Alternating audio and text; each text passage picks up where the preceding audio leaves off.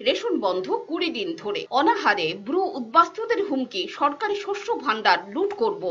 সরকারি সাফাই নিয়ম কানুনের বাঁধনে রেশন পৌঁছতে দেরি হচ্ছে।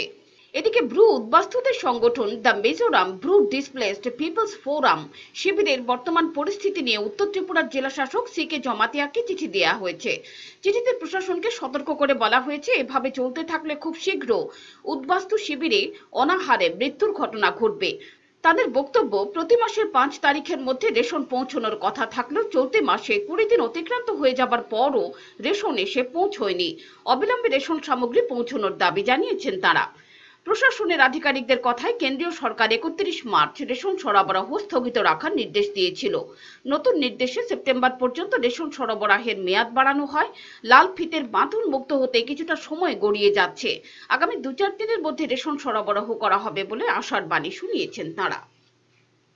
পিওর রিপোর্ট, চ্যানেল দিন রাত।